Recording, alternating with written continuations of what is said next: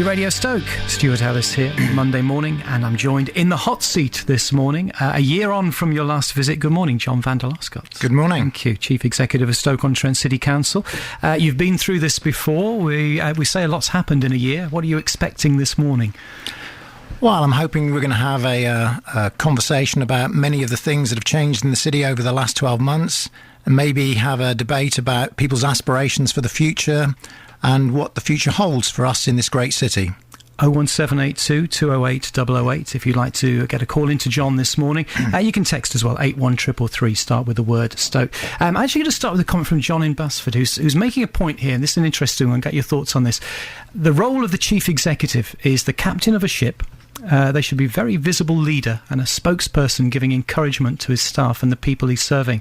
But John van der Laarschot is rarely seen or heard seemingly deciding on a stance of secrecy. That's not the way to lead this city out of the disaster it faces. I thought, get your thoughts on that before. No, that is a really interesting reflection. But I think you need to get it into context in terms of local authorities are politically led organisations. The City Council is led by the Labour administration, and the head of that is Councillor Mohammed Pervez, who in essence is the leader of the council and the spokesperson. As the Chief Executive and Head of Paid Service, my role is to support Councillor Pervez and the administration in delivering their policies for the city. And as such, not necessarily the visual focus, but perhaps the backroom boffin that's required to get all of the things in place to make sure that their policies are delivered for the communities in the city. So really, Mohammed Pervez makes the statements, and it's your job to turn them into reality. That's about it. Which is why perhaps secrecy, the chief exec being slightly secret. Well, you're not secret today. You're here to answer questions. 01782 208 008. Let's start with the central business district, because I got a feeling, from what we've seen, there's going to be a lot on that this morning. Very important area for the city's regeneration. Yeah, it is. This site will soon be home to two brand new office blocks, occupied mostly by the City Council and by Stoke-on-Trent's new library. They'll have perfectly clean reflective panes of glass and nice clean lines. One will have red and multicoloured cladding, the other will be a more traditional brick style, and they'll be surrounded by people eating and drinking at pavement cafes and restaurants, and people walking around in shirt sleeves enjoying the sunshine, or at least that's what it'll look like if you believe the artist's impressions that we've been shown over the last few months. Today, though, a very different and, of course, far more ugly scene. It's a building site. No sign of any buildings yet, no sign of any foundations, but lots of signs, as you may hear, of diggers digging and JCBs working. There are just lots of mounds of earth at the moment, lots of surveying equipment and lots of wooden and metal boards around the site. It's not looking too good at the moment, although soon it should be very different. BBC Radio Stoke's Phil McCann in the Central Business District. It should be very different. John, what's happening there now, and when's it going to be finished? It can only be Stoke, can't it? Where we talk about not much is happening and it looks a bit of a disaster, when in fact what we're doing is all of the remedial work to the site to ensure that we can go through with a swift completion of the buildings once we're ready to start the installation. And for me, I want to talk a little bit about that, if I can, just before I talk about the Central Business District, because one of the challenges that we have within the city is we need to build confidence in this great city so that we can attract inward investment and we can attract people into our city. And we are brilliant as a city about talking ourselves down and continually moaning about things as opposed to looking at the positive side. In terms of the Central Business District, it will happen. Why will it happen? Because it's fundamental to the economic regeneration of the city, for creating that confidence for the private sector to invest and creating those jobs that our communities so desperately need. Not everyone buys into it, and you know as well as I do, there's been an awful lot of flack about, is this the right thing to do? Is this the right thing to spend your money on? But I think you need to have conviction. If we're going to transform this city into a great modern city, we need to be bold and we need to stick to our remit in terms of the delivery. For many, many years, we've been great at dealing with symptoms in this city.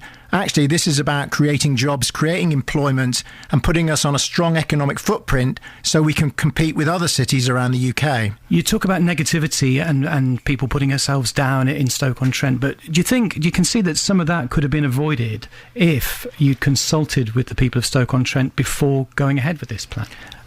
Maybe. I mean, it's kind of interesting, isn't it? Because I think from a chief officer perspective, as opposed to from a political perspective, the challenge is very huge in the city. The city needs, from my perspective, heart surgery, not a sticky plaster and an aspirin.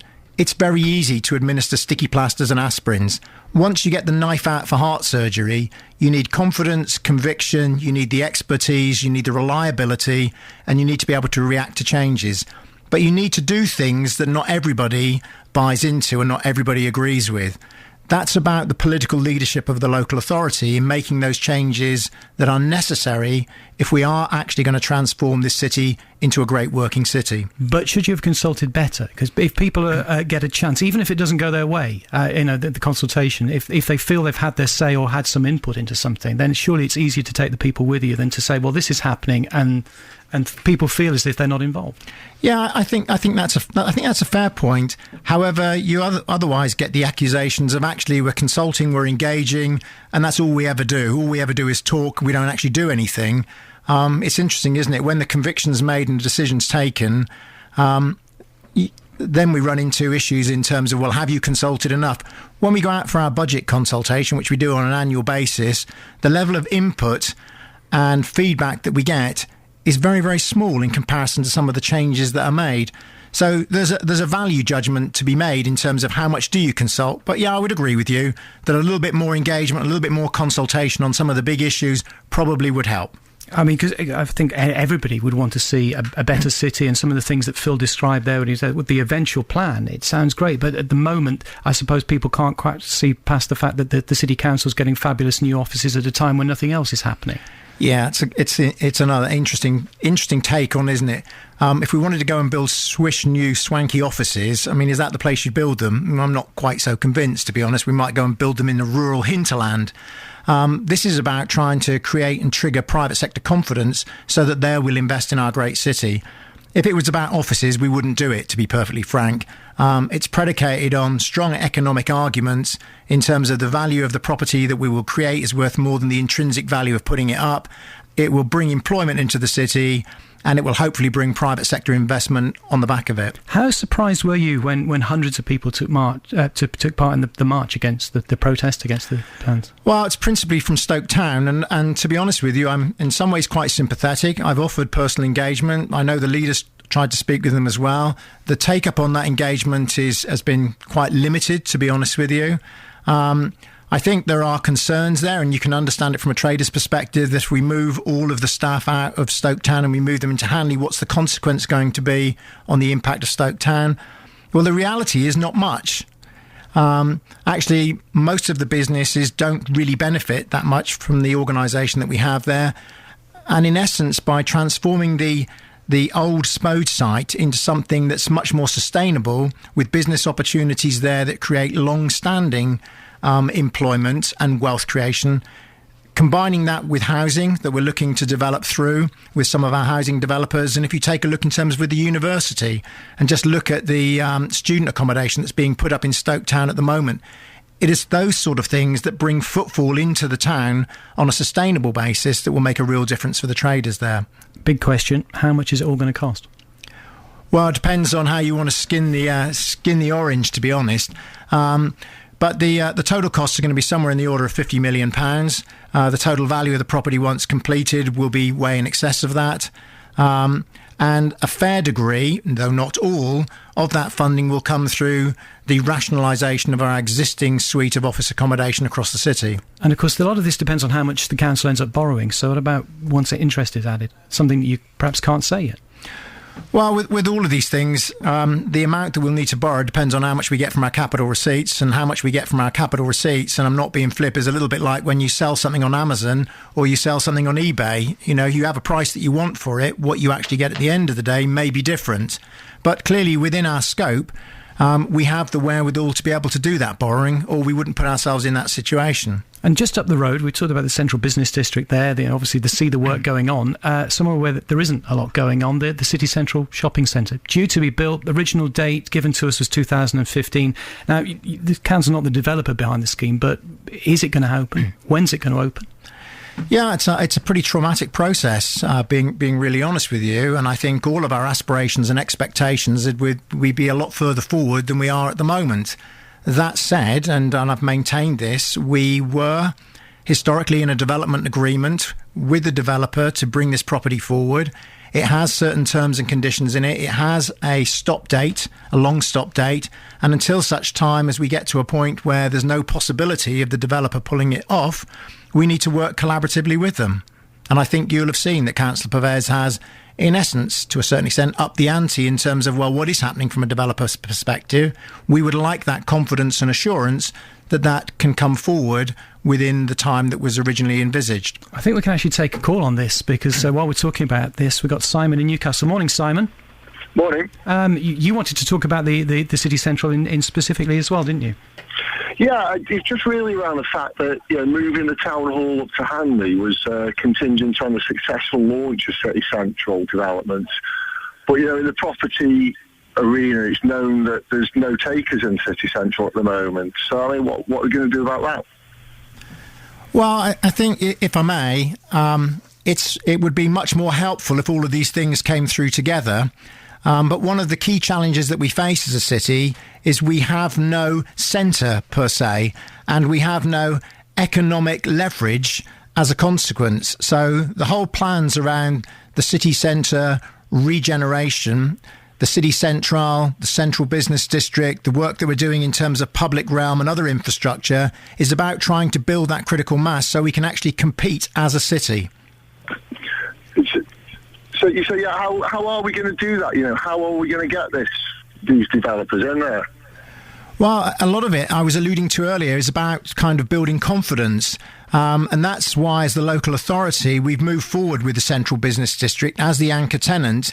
Because when you go out and you talk to private sector investors, the first thing they ask is how much confidence and faith have you got in your own city? If the answer is none, or you're closed to business, then there's no reason for any of them to come. If they think that you are confident that the city has a future and that you're willing to put your money where your mouth is to contribute towards that, they are much more likely to come in and invest behind you. And to be fair, when you look at some of the more, I guess you'd call them the proactive local authorities around the UK, what they're actually doing is using public sector investment to generate that private sector confidence and to fuel that investment in their cities. All right. Thank you to Simon. We'll just come back to that in just a moment. We'll get some travel. And then your calls, if you want to speak to John this morning, 01782 208 008. You can in the hot seat this morning. Chief Executive of Stoke-on-Trent City Council, John van der Laarschot, taking your calls, 01782 208 008. Many other things to come on to, but while we're on the subject of Central Business District, we're just talking City Central there. Picking up on something you said about giving the developer time and obviously then making decision. There's got to be a cut-off point where you have to say, cut losses, this isn't going to happen. Well, there's a development agreement that we've signed with the developer, which in essence has a long stop date beyond which the contract would be non-viable. We're not at that long stop date as yet. We're approaching it, and therefore our discussions and negotiations with the developer are perhaps more heightened than they have been previously. Clearly, we would like to see it developed. I mean, the challenge for the City Council is to get the best possible outcome for our city. So we would be foolish to turn our backs on a £350 million development if the developer is still confident that they can pull it off within the time frame. So when is it going to open? Well, that's up to the developer, to be fair. You've seen as well as I have their forecast start and delivery dates. They're very challenging. This cut-off date that is in your head, are you prepared to share that with us? When would you say, actually, if nothing happens by this point? Well, when we get to that point, I presumably, right behind Councillor Pervez, will come out and make that announcement. But at this stage, we have confidence in the developer. They've given us no reason to believe that they can't deliver within this time frame. It's up to them. Okay, let's move on, full steam ahead on that. But what have you learned from this? The future, when you want to embark on big contentious projects like this, if you want to take people with you, and again you mentioned negativity and the city seems to want to put itself down, how do you avoid that in the future? Well, it's interesting. I think I've been here now, about 3.5 years. For most of those 3.5 years, I think I've been firefighting what went on prior to that.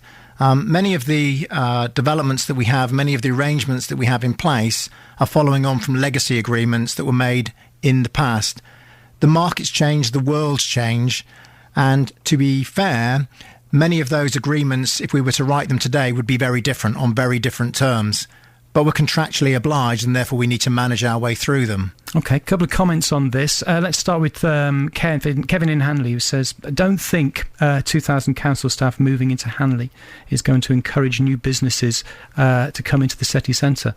Those staff members don't spend money in Stoke Town, so they won't spend it in Hanley. Well, it's kind of interesting, isn't it? I mean, I'll give you a kind of a very localised point and then a more generic point on it. As I was walking up here this morning, I bumped into an associate, happens to be a barber on the street. Very happy with the fact that the business is coming up here because he'll get a few of his old clients back. So there's a gentleman in the city who's pretty ecstatic about what we're doing. In terms of business, what we're looking to cement on the basis of the Central Business District is one or more hotels and a series of office accommodation and also a blend of retail and leisure activities. Those conversations are ongoing at the moment, and I think we all feel fairly optimistic that some of that will come through to fruition in the city centre. Question from Alan on Facebook on the same thing, actually. Why do you believe that retail is the answer when the statistics and the evidence prove that it isn't? Well, if it was purely retail, then I think there's an argument to be made. But actually, this is not about retail. This is about a comprehensive suite of retail, leisure, the opportunity to create dwell time so that people actually spend time in a place that they go to enjoy themselves. And you need a little bit of retail in there to make that happen. When you look in terms of the city centre at the moment, we don't have that retail proposition. We don't have that draw on which to build all the rest of it. So we need to get the right blend. Tom in Bucknell's asking, the new bus station, is it a godsend? Lots of his neighbours don't think so. Its location and the new road layout are keeping them out of town. Well, there's a classic Stokey view, isn't it? On the one hand, we've got an iconic bus station, state of the art, which we can be incredibly proud about, which many of our contemporaries are looking at, wishing they had one. And at a local level, we moan that it doesn't work properly. It's had a few issues in terms of the trafficking in and out. Yes, we've had some issues in terms of the stands. We're working those through, but it's a hell of a lot better than what we had here before. In the hot seat this morning, the Chief Executive of Stoke-on-Trent City Council, John van der Laarschot, is here. We talked about communication and how key that is to taking people with you when you come up with these big projects. Would you say that's something the council perhaps hasn't quite got right? Yeah, I would, to be honest. I mean, I think, and it depends on the stakeholder group that you're talking to. We've had an awful lot to do in terms of building that confidence. If you go back a few years when we had in essence, a lack of political stability in the city, a lack of managerial continuity. The reputation that we had with central government, with the ministers, was pretty atrocious. So we've had to do a lot of work to rebuild that.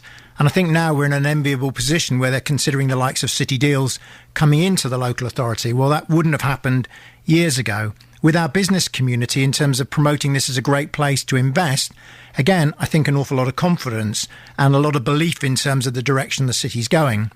Where we haven't been particularly good is about communicating with our local residents in terms of, well, what's in it for me and what does it feel like living in the city? And I think when you look in terms of some of the bigger strategic points which you raised earlier, like, for example, the Central Business District, probably the lesson to be learned is that actually we need to make sure that we communicate with all of our stakeholders when we drive the city going forward. So there are lessons to be learned, and I think you're well aware that we're doing an awful lot at the moment in terms of rebuilding our communications team within the local authority, not as spin doctors, but as being able to engage much more effectively with our local communities and our local residents. We will come back to that. So again, plenty of comments and questions on that, on the Central Business District and the City Central. We'll try and come back to that if we get time, but there's so much more that people want to talk about this morning. Let's talk cuts. How big are the cuts you're expecting to deal with in the next year? We've heard, all councils are going to suffer. Just how is it going to affect you? Well, if you look over the last 3 years, we started off with £36 million worth of cuts, then we needed another 20 plus, and then another 20. If we look at over the coming years, I think what's pretty apparent is we're going to need to be saving somewhere around about £20 million a year, as long as austerity stays with us. What's kind of interesting is if you look at some statistics over a 10-year period, the funding into local government, and Stoke is a typical example, was about 70% funded by government and about 30% needed to be raised locally by the local authority. Over a 10-year period, that's totally reversed. So you're looking now for 70% being dependent on the local authority and only 30% coming through from central government. The consequence of that is you need to be much more focused and much more organised in a kind of a business-like way to be able to deliver against that. So for us to be able to deliver the cuts on a go-forward basis, it's not going to be about just salami slicing everything that we do. We are going to have to be pretty radical about the reform of services. Some of them we'll need to put out, I'm sure. Some of them we will need to consolidate. A lot of the work that we're doing at the moment is around, in essence, what you'd call public sector reform, where we're working with partners, with the police, with fire and with health, joining things up so the cost base is much lower. That's typically the way that we'll make savings on a go-forward basis. So what can we expect? I mean, we've seen care homes close, swimming pools, libraries, people perhaps paying more money out and seeing less for it. What can we expect to see? Well, it is really difficult, and I don't think there is any local authority that's finding this easy. And politicians certainly didn't come into local government to make cuts. The challenge that we have is about refocusing what we can deliver and about communicating and managing expectations with businesses and communities.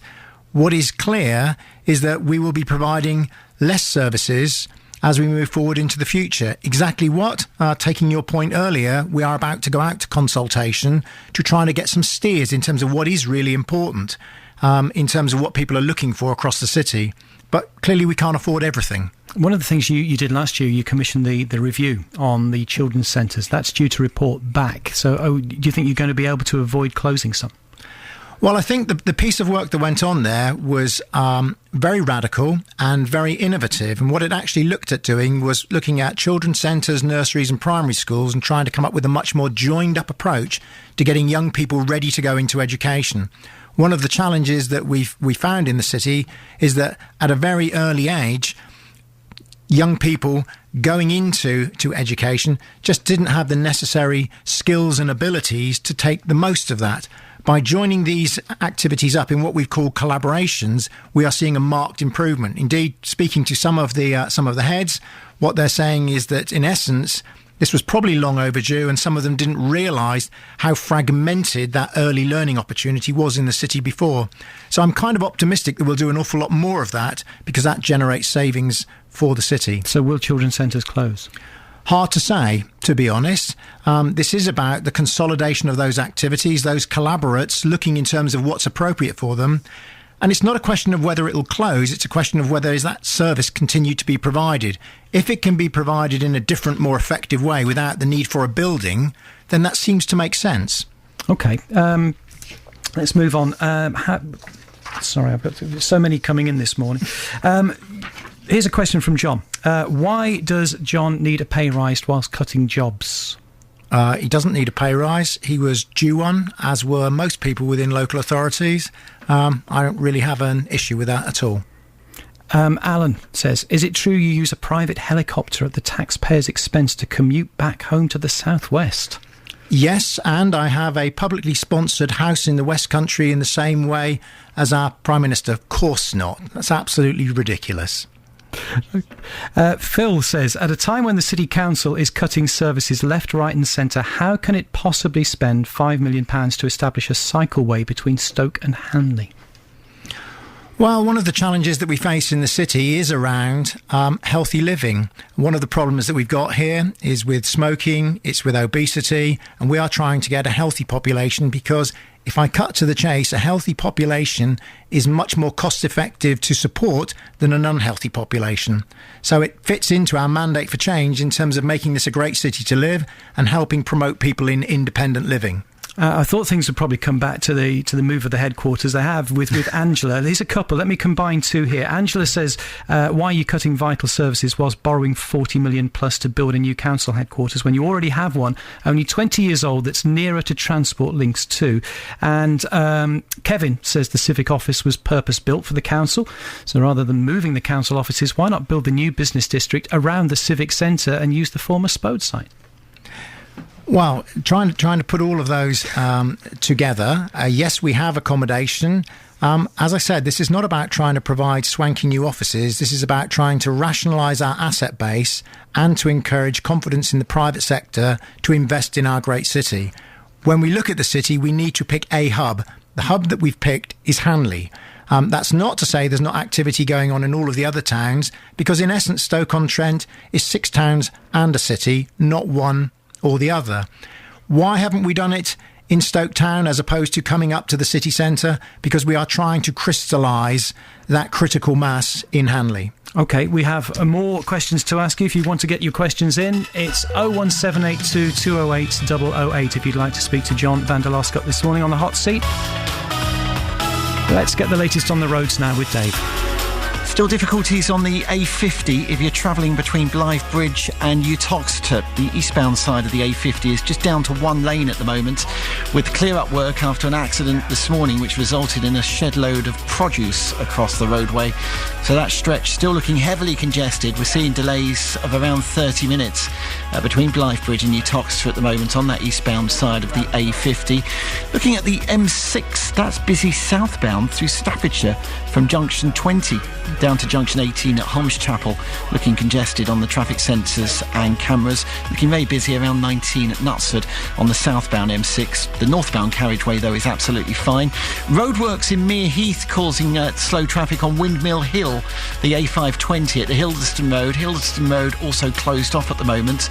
And you'll find roadworks on the A34. This is between Congleton and Talk, just by Little Morton Hall. There's some resurfacing work there, so speed's down to 20 miles per hour whilst those works take place. If you see a problem, call us 01782 208 008. Travel you can trust. Every 20 minutes. BBC Radio Stoke.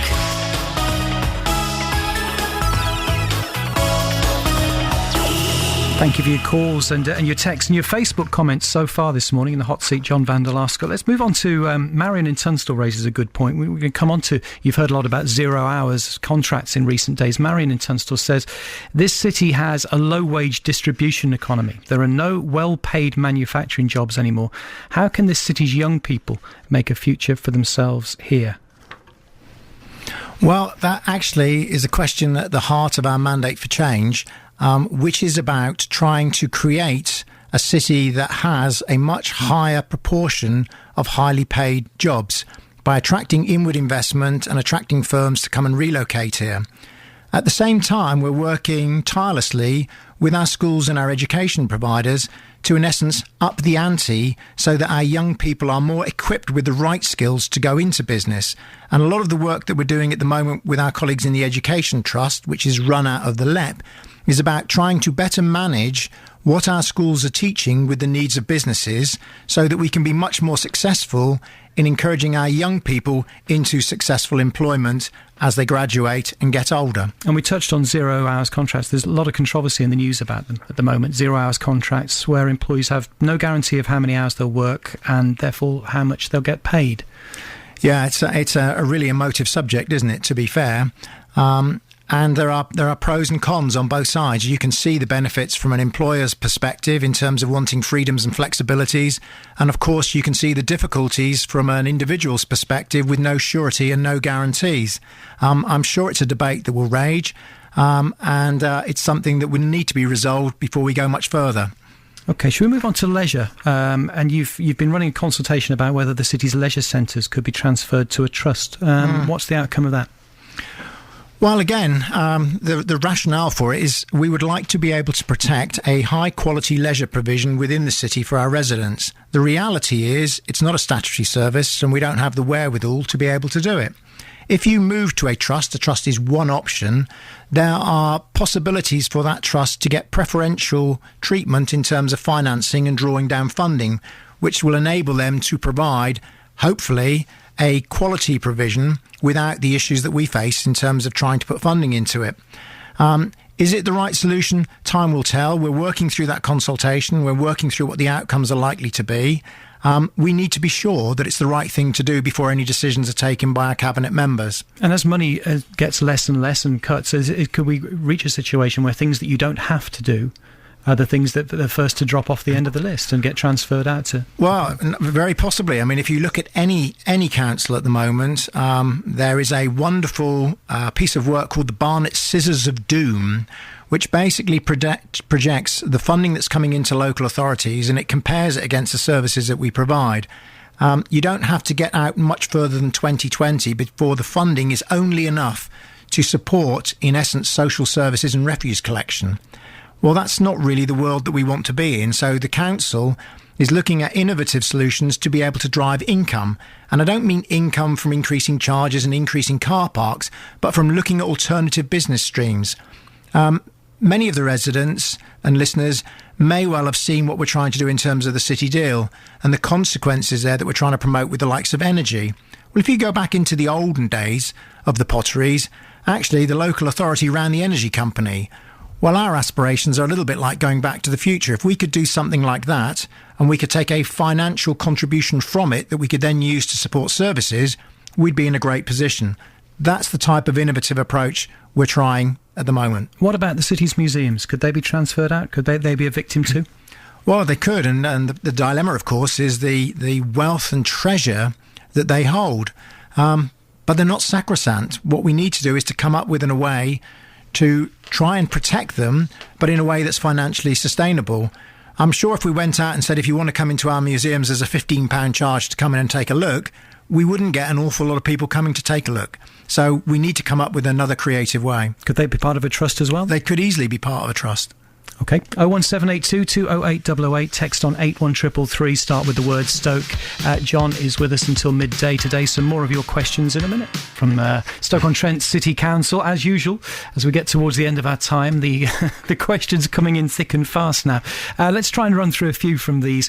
We talked about communication earlier. Ken in Stanfields would like to ask John, how many gagging orders are in place on former City Council staff, and how could they possibly serve council taxpayers? Yeah, I think this refers to confidentiality agreements. So they're not actually gagging orders. But as we've gone through major restructuring and we've lost employees either on a compulsory or a voluntary basis, and the vast majority, over 90%, have been on a voluntary basis, we put a compromise agreement into each of those terminations of contract. And the rationale for that is very, very simple. What it basically says is that the individual gives up their rights to any claims for unfair dismissal or any other costs to the local authority. So it costs us about £50 to put together a compromise agreement, but it protects the local authority against any future liabilities from that employee that's left. That's not saying that employees that leave are very keen on suing the council, but it gives us that surety. That's why we've got them in place. So they're told they can't talk once they've left? Well, not talk is not true. What it basically says is you cannot portray or give out any confidential information that you may have had at your disposal while you were employed within the city council. So if, for example, someone came out of regeneration and they walked straight out and gave all the commercial terms around a deal, I think people would be unduly upset. OK, let's move on. So plenty to get through. I'll get through as many as I can this morning. HS2. How likely is it that Stoke-on-Trent will get a station on the new HS2 line? It's really going to be a stop in Stoke and Crewe. And if the city doesn't get one, will the council oppose HS2? Well, we've been clear in terms of our stance on HS2 from the beginning, which is if the government are minded to do it, then as a city with aspirations to be a core city, a core conurbation, we want to stop around Stoke-on-Trent. And we've been very clear with ministers. We've been down, we've seen the minister on several occasions. We're putting forward an economic rationale as to why this would hold up. And we are working in partnership with many of the businesses in the chamber within North Staffordshire to put this argument forward. Of course, there is always going to be tension between ourselves and Crewe. And that is as a consequence of the way the route is designed at the moment.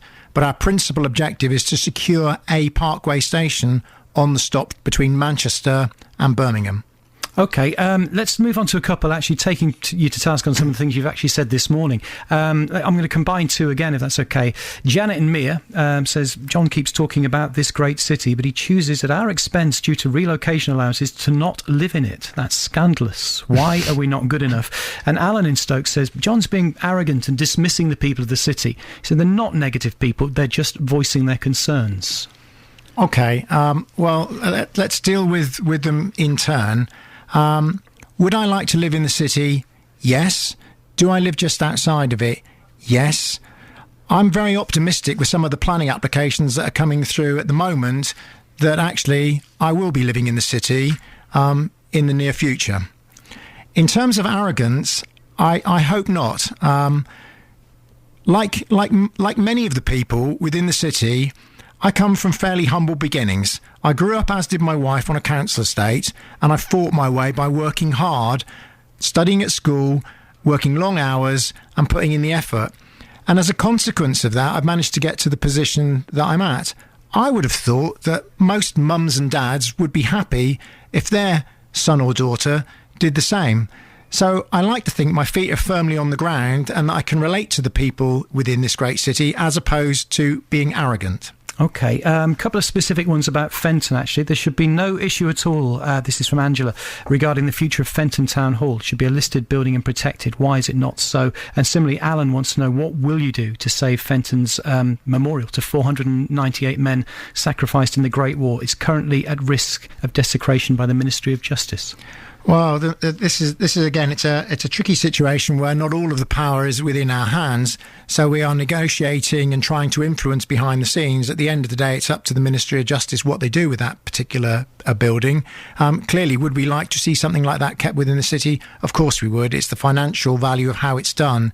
In terms of the memorial, as far as I'm aware, the assurances have been given that it will be secured for the future. Just been asked to, actually, somebody picked up on something you just said. What's happening soon that's going to make you move to the city? What I was saying is there are some quite interesting planning applications that are coming forward with some rather attractive housing, one of which I wouldn't mind owning, if I'm honest. OK. Couple more this morning. Back to the business district, I'm afraid. This is Sue in Badley Green. Listening to the radio, it's just been said the city needs this central business district to bring us in line with other cities. We've had a Labour council for many, many years, so surely this council has made the city that we've got now. The roads and infrastructure in Hanley will not attract new business. I worked there for 39 years. Inadequate parking. How can the council borrow any money when there are cuts everywhere? Stoke has the A500, railway station access to the M6, and at the end of the day, the present civic offices are not that old. Has John walked around Hanley lately? It's a disgrace, and I can't see business executives working in Hanley. I have walked around the city. In fact, I cycled in here on Saturday along the towpath and then went all around the city. So I spend a lot of time in this place. I have a huge affinity for it and love the city and everything that it stands for. You're right, in as much that the city has been controlled by Labour MPs, by a Labour council, and for a long time by a Labour government. And for whatever reasons, and I've always said this, things didn't go as well as they might have done for the city. I'm not pointing the finger or trying to accuse anyone. I have no idea as to why it is, but clearly we didn't fare as well as some of the other key northern cities. What we now have to do is to close that gap. That means we need to be innovative, we need to be bold, and that's what we're doing in terms of trying to take this city forward. OK, I'm going to try and squeeze 3 in, so we get keep your answers as brief as you can with these. Why are you building a car park on the old bus station at a cost higher than you can recoup if the city central goes ahead? Mike in Longton. Depends on the timing of it. In essence, there's a need for it there at the moment. Why on earth have the council spent money on a 300-yard bus lane in the middle of Waterloo Road? Bizarre, says Dave. That's a very good question. OK, I did say quick, didn't I? Lynn in Tunstall says the council are spending £4.7 million to improve gardens in Feg Hayes, yet all we ever hear are cuts and closures. Explain, please. Again, it is important that we actually build neighbourhoods that people want to live in, that they can aspire to, they feel safe and they feel confident. That's why we're trying to take a blended approach to upgrade not only the city but the housing. Can I leave one message with you before you terminate this particular interview? There's been a great deal of interest and debate this morning. What I would really like to encourage all of you listeners to do is to get in touch with us, and I'm going to kind of be a little bit naughty and use the leaders' email, because it would be really useful if you could actually write into us. Email via the leaders blog at stoke.gov.uk, and we will try, we can't respond to everything, to come back to those that have high level of interest across the city. So that's the leaders blog, stoke.gov.uk. And leadersblog at stoke.gov.uk. All right, last question. This comes in from Mark, actually, and this will round things up quite nicely. What do you think are your major achievements in the area since you took office? What's better now than when you arrived? Points out you've made many people redundant to make cuts. Vital services have been cut as well. Not people. £40 million spending on a perfectly good building, moving, all this sort of thing. So what are your major achievements? The reputation of the City Council in the eyes of government, ministers and senior civil servants is probably at an all-time high. The City Council is in its best financial position that it has been for many, many years, and we are starting to see confidence coming through from the city, demonstrated by inward investment and new builds starting all over the city. I think the face of the city is starting to change. Is it changing fast enough? No, but there are very difficult economic times at the moment. We're moving in the right direction. And lessons learned on communication for the future? There have been. Okay. Acknowledged. John van der Laarschot, thank you so much for coming in. Thank you very much indeed for all your questions as well.